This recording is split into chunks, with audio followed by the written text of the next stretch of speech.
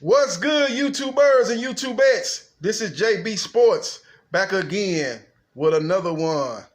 Gonna give you my analysis and prediction for the Gervonte Tank Davis versus Yorkis Gamboa for the WBA regular title going down in Atlanta, Hollywood of the South.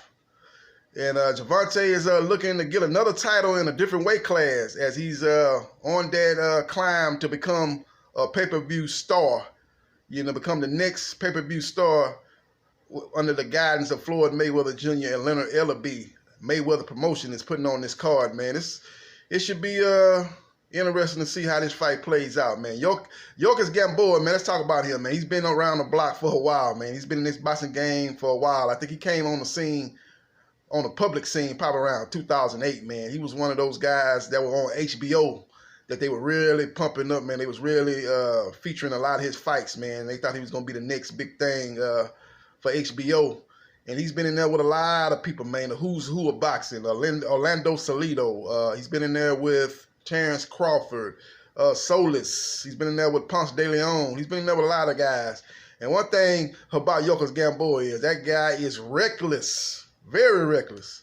This guy is must-see TV, man, because you don't know, man.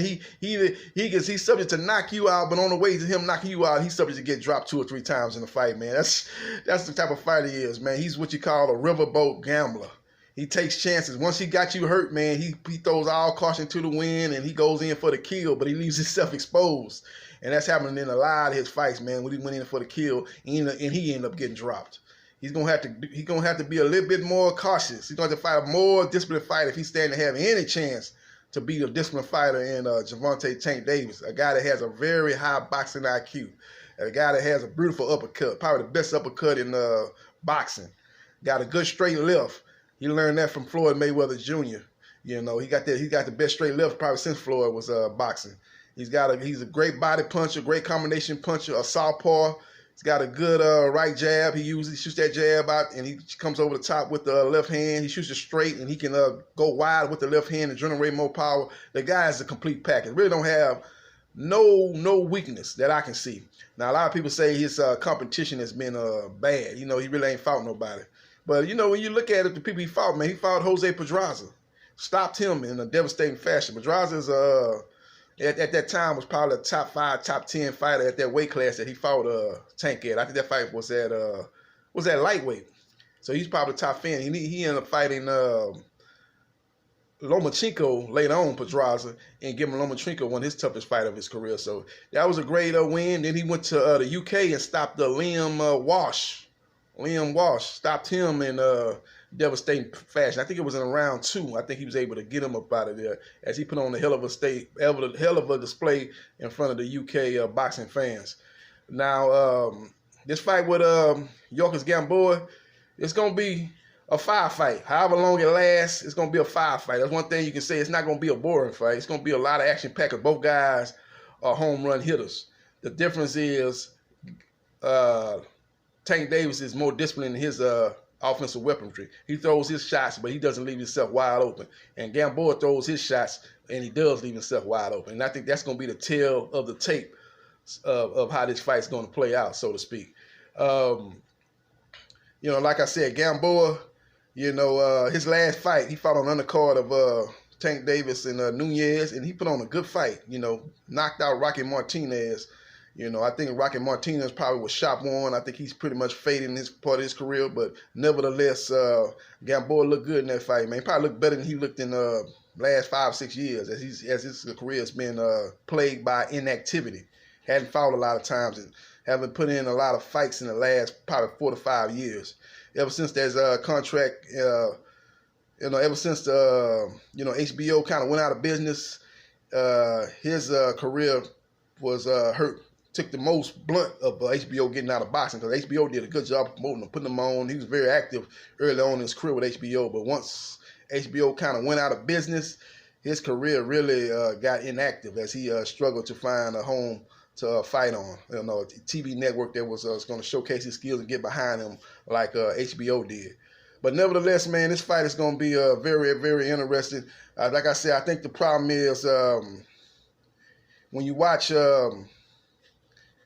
Gamboa fight Crawford, he was tending to he was doing good in that fight, actually doing real good in that fight. He was able to touch up Crawford early on in that fight, but when Crawford went from orthodox to southpaw, that was the changing of the guard for that fight, as Terrence Crawford was able to dominate that fight. Once he went to the southpaw stance, he was able to use the jab and time him with the right hand. And that's going to be, because that's one thing about Gamboa. He tends to drop his left hand. He tends to do that a lot, man. If he does that against Davis, man, it's going to be a good night. It's going to be good night, man. He's going to go to sleep without the NyQuil. He's going to get put to sleep without the NyQuil if he does that, man. So he's going to have to, it's just to me, it's just a bad matchup for Gamboa. Just a bad matchup. Everything he do wrong, it's gonna get exposed in a bad and a brutal way against Tank Davis, man. Like I said, he throws his punches, but sometimes he throws his punches too wide.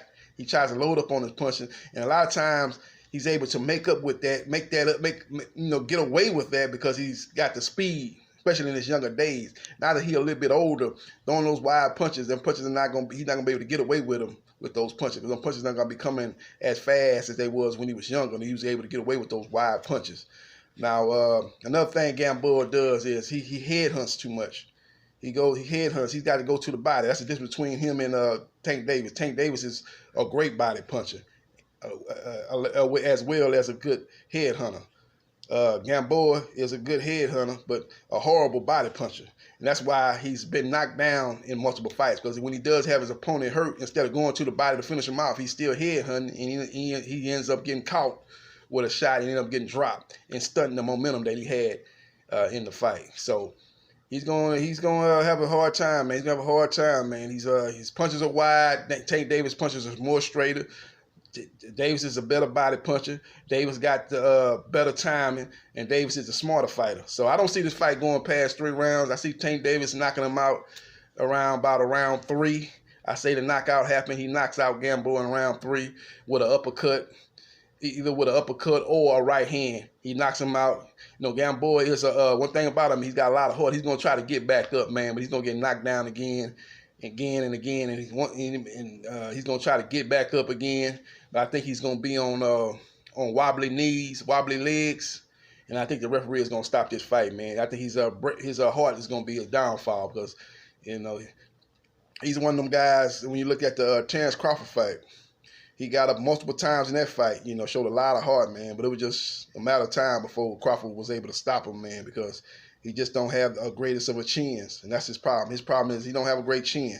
Now, one thing we don't know is what kind of chin Davis got. We don't know what kind of chin he got. And one thing Gamboa do, he does have power in both hands. And if he's able to catch Davis, we're going to see, can Davis take those punches? Can he eat those punches and keep on keeping on? Does those punches connect and have him on wobbly knees? That's one thing that could get answered in this fight. But even if that takes place, I think Davis has enough ring IQ and smartness about it. He'll be able to withstand the onslaught, hold, grab, get close to Gamboa where he can smother Gamboa's punches and get his gatherings back, and then go back to doing what he got to do to win and take over that fight. So we'll see what happens, man. But that's what I like. I like Gamboa with a knockout in round 3. His fight's going down in Atlanta. It's the first fight I remember being in Atlanta. Big fight. I think the last fight they had in Atlanta that was big was Evander Holyfield. He fought after he upset. I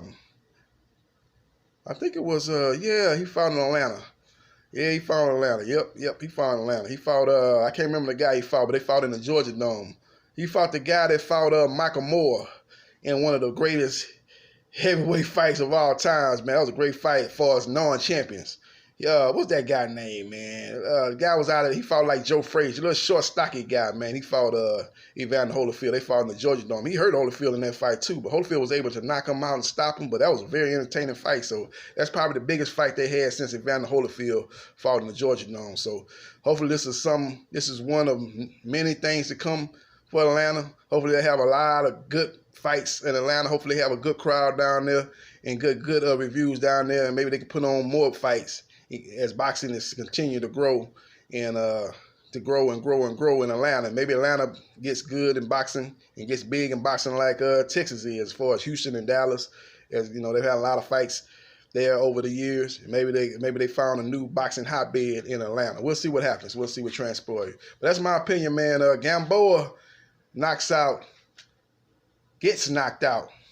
Let me switch that. Davis knocks out Gamboa in round 3 tonight, and wins another title in a different weight class. It's not a major title. It's a WBA regular. It's not the WBA super, but it's a title nonetheless, and he'll be winning a title in a different weight class. So that'll be something that they'll promote, and they'll try to add on to the Gervonte Davis's profile and brand. As he'll be like would he be like a two-time two-division champion, two-division champion. He'll become a two-division champion as he captured a belt at super featherweight. He'll be looking to capture another belt at lightweight. He did capture the belt at lightweight earlier when he beat Pedraza. I think Pedraza was for a belt, but then he lost that belt on the undercard of McGregor Mayweather as he failed to make weight. He came in at 132. Now that was a super featherweight belt. And then, that's what it was. That was a super featherweight belt he lost. He didn't lose. He never lost a lightweight belt. He's actually, this is his first title at lightweight, fighting Gamboa for the regular WBA lightweight title. So we'll see what happens, man. Nevertheless, it's going to be an interesting fight, and we'll see how it plays out tonight. This is JB Sports, the man, the myth, the legend. I holla.